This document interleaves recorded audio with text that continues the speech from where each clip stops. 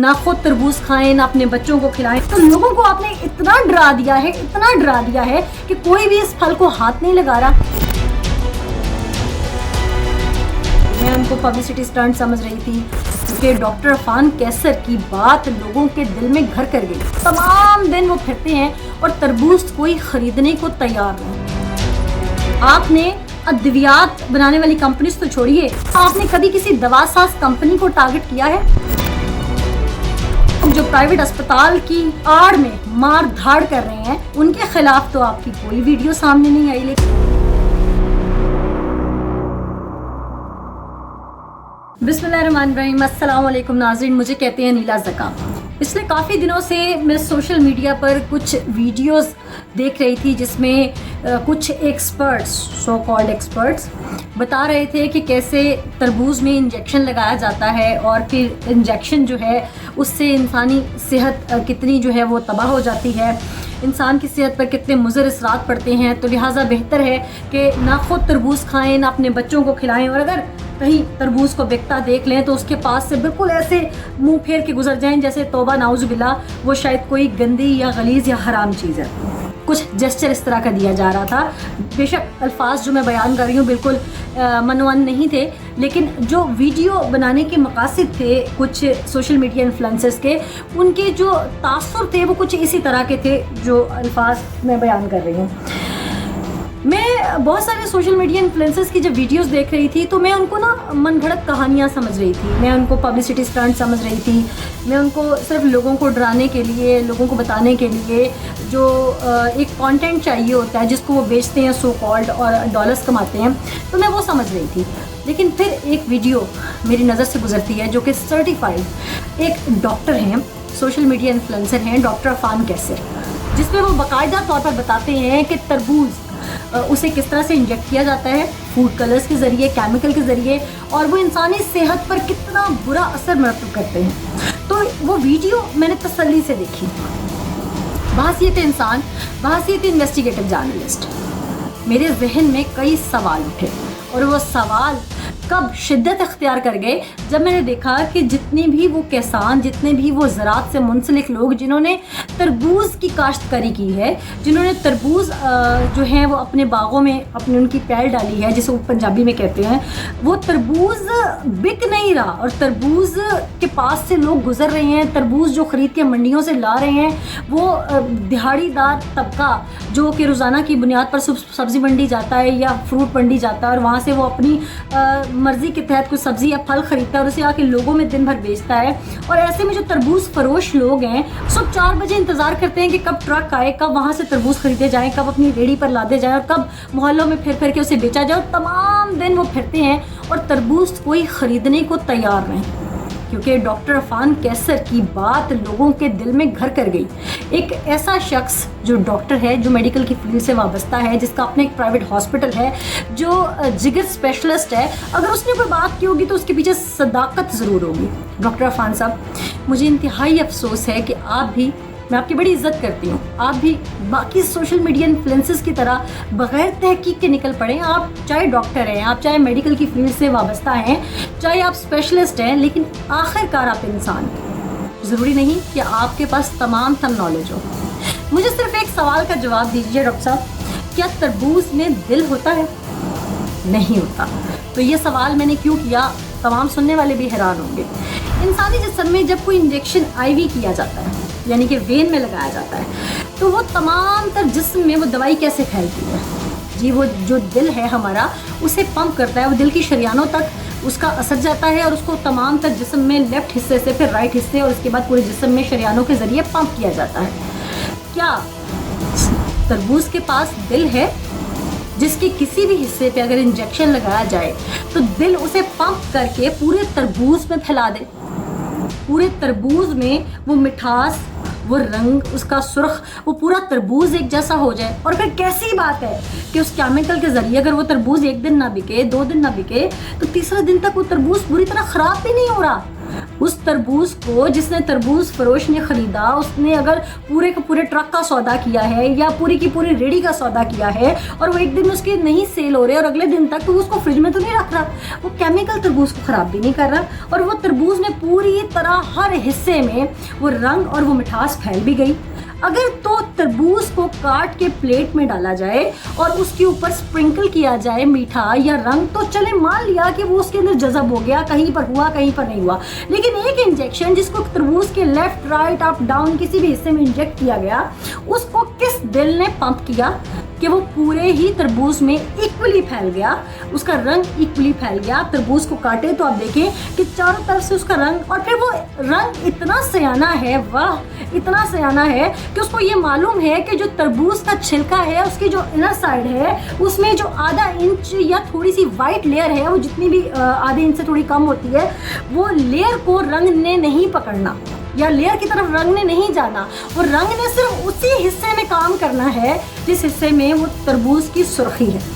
क्या बात है डॉक्टर साहब, आप इन सवालों के जवाब नहीं दे पाएंगे क्योंकि आपने बगैर रिसर्च सिर्फ आपने वीडियो बनाकर नुकसान किया है उन लोगों का जो दिहाड़ीदार लोग हैं, नुकसान किया है उन लोगों का जो इस पेशे से मुंसलिक हैं ज़रात, जिनमें पूरी 1 महीना मुद्दत देकर उस फसल को पकाया। अब सीज़न का वक्त है, मार्केट में ये फल आ चुका है, ये मौसमी फल है, तो लोगों को आपने इतना डरा दिया है, इतना डरा दिया है कि कोई भी इस फल को हाथ नहीं लगा रहा। अपने नाज़रीन के नॉलेज के लिए मैं बताती चलूँ कि डॉक्टर सुहेल अहमद जो कि सोशल मीडिया इन्फ्लुएंसर भी हैं और उन्होंने भी बाकायदा इस पर तहकीक करके इस पे बात की है कि तरबूज के पास कौन सा दिल है जिसके अंदर ये सलाहियत है कि वो पूरे तरबूज में रंग को पंप कर रहा है और तरबूज के अंदर जहाँ जहाँ वो जड़ों का जाल बिछा हुआ है वहाँ से ये रंग और मिठास गुजरती जा रही है। फिर एक और चीज़ मैं बताती चलूँ कि लाइकोपीन नाम का एक केमिकल होता है जो कि कुदरती तौर पर टमाटर में और तरबूज में और सुर्ख जो रंग रखते हैं जो फल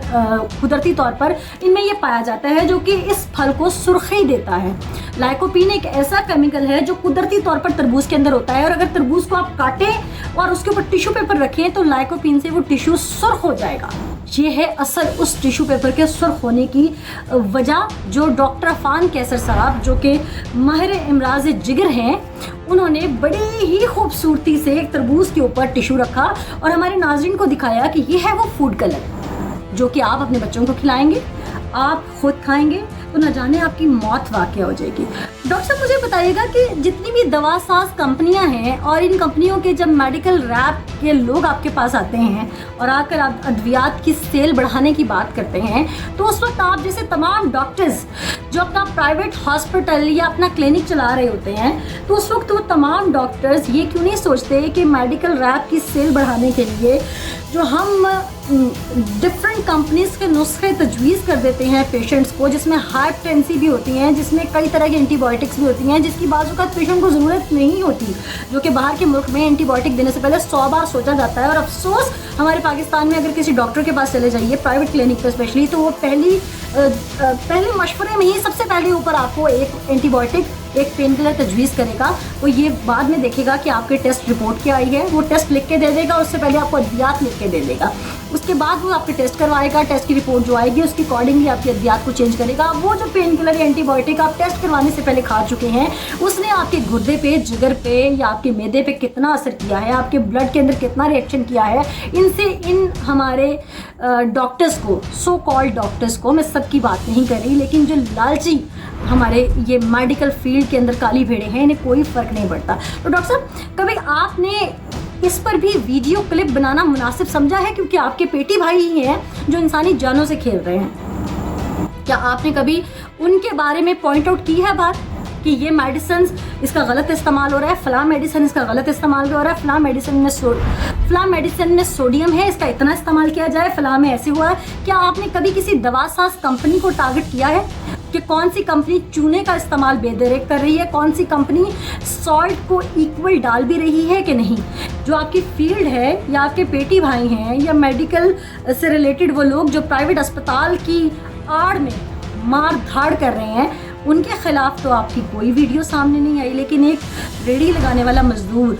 जो मौसमी फल बेच रहा है या वो किसान जिसने अपनी ज़मीन में इसकी काश्तकारी की है, आपको अंदाज़ा भी है कि आपकी इस एक वीडियो से कितना नुकसान हुआ है, जो कि आपने बग़ैर रिसर्च के बना दिए।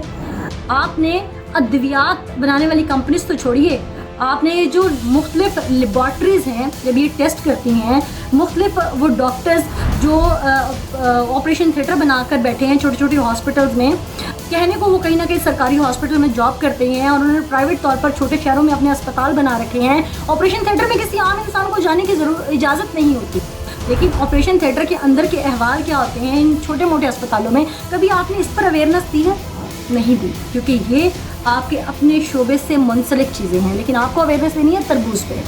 आपको अवेयरनेस देनी है कि एक रेड़ी से तरबूज लेके मत खाइए, क्योंकि वो तरबूज के अंदर एक इंजेक्शन लगाया गया है जो कि मुआवजाती तौर पर तरबूज के अंदर जो सफ़ेद लेयर है उस पर असर नहीं कर रहा, लेकिन जो सुर्खी माइल सारा तरबूज है जहाँ पे, वहाँ पर डॉक्टर फ़ान कैसिर के मुताबिक तरबूज को सुर्ख रंग जो है वो मसनूई तौर पर दिया गया। खुदारा मैं हाथ जोड़ती हूँ, मैं एक इन्वेस्टिगेटिव जर्नलिस्ट हूँ, मैंने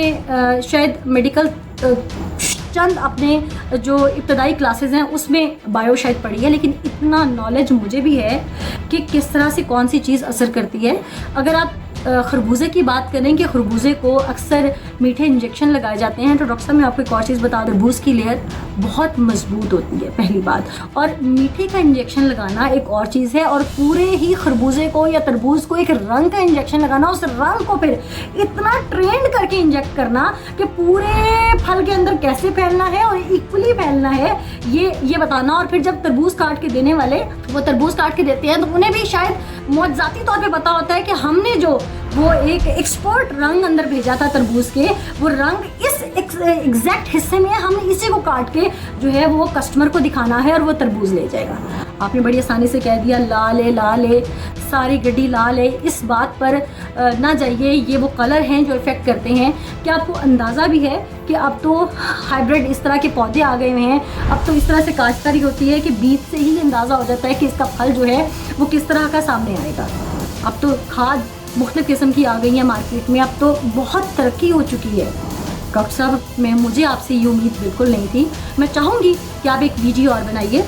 और इस पर आवाम से मुआफ़ी मांगिए, उन किसानों से मुआफ़ी मांगिए, उस फल फरोश से मुआफ़ी मांगिए जिसका नुकसान आपकी वजह से हुआ। कभी आप ये नहीं सोच सकते कि वो जो रात को 1000, 1500, 2000 कमा के लेके जा रहा है, इसी में उसने घर का किराया भी देना है, इसी में उसके 4-5 बच्चों ने रोटी भी खानी है, स्कूल की फ़ीस भी जानी है, इसी में उसने बिजली का बिल भी देना है, इसी में उसने अपने दुख सुख में निपटाने हैं। लेकिन आपकी इस वीडियो ने किस कदर भारी भरकम नुकसान किया है। पूरी गाड़ियाँ ख़राब हो रही हैं माल की, किसान रो रहे हैं सिर्फ आपकी एक इस वीडियो की वजह से, चंद अल्फाज की वजह से। कहते हैं ना कि अगर आपको अल्लाह ताला ने कोई ऐसा मनसब दिया हो जिससे आप लोगों तक कोई अपनी बात पहुंचा रहे हो, जैसे कि आप भी सोशल मीडिया इन्फ्लुएंसर हैं, मैं एक सहाफ़ी हूँ, तो कोशिश कीजिए लोगों की फलाह के लिए उन तक बात पहुँचाइए। ऐसा मत कीजिए जिससे किसी की दिल आज़ारी हो, किसी का नुकसान हो। मैं उम्मीद करती हूँ कि इस तमाम वीडियो को देखने के बाद मेरे नाज़रीन को भी समझ आ गई होगी कि तरबूज में लाल रंग के केमिकल का इंजेक्शन लगाना नामुमकिन है। ये आज का पैगाम है। आप तरबूज खाइए, मौसम को एंजॉय कीजिए, मौसमी फल है, ज़रूर खाइए। गर्मी है, हीट वेव चल रही है और ये गर्मी का तोड़ भी है, तो अपने बच्चों को खिलाइए, ज़रूर खाइए, बेधड़क होकर खाइए, किसी किस्म का कोई केमिकल नहीं है। इस तरह के सोशल मीडिया इन्फ्लुएंसर्स की बात सुनकर बिल्कुल भी यकीन ना कर लीजिए। मोबाइल सबके पास है, एंड्रॉयड का दौर है आजकल और गूगल भी है, तो किसी भी बात को एक बार तहकीक ज़रूर कर लीजिए, इंटरनेट के थ्रू तहकीक कर लीजिए कि जो ये सोशल मीडिया इन्फ्लुएंसर मुझे बता रहा है ये सिर्फ क्या हकीकत पे मबनी मुझे बात बता रहा है या इसके पीछे इसका कोई और मकसद है या सिर्फ ट्रेंडिंग में लाने के लिए ये बात मुझे बताई जा रही है। बाकी इंसान ख़ता का पुतला है। डॉक्टर साहब मैं आपकी आज भी बहुत इज़्ज़त करती हूँ और आप जैसे जो लोग हैं, जो तालीम याफ्ता लोग हैं, यकीनन इस मुल्क का सरमाया है, लेकिन खुदारा कुछ गलतियाँ अगर हो जाएं तो उसमें माफ़ी मांग लेना ही बेहतर है। ना कौम का नुकसान कीजिए, ना अपने उस रुतबे का नुकसान कीजिए। आपको मसीहा समझते हैं तो मसीहा ही रहिए। मैं आपकी बहुत इज़्ज़त करती हूँ जैसे मैंने पहले भी कहा, और मुझे उम्मीद है कि आप बहुत जल्द अपनी इस गलती का, क्योंकि इंसान ख़ता का पुतला है, तो आप अपनी इस गलती का दावा करेंगे।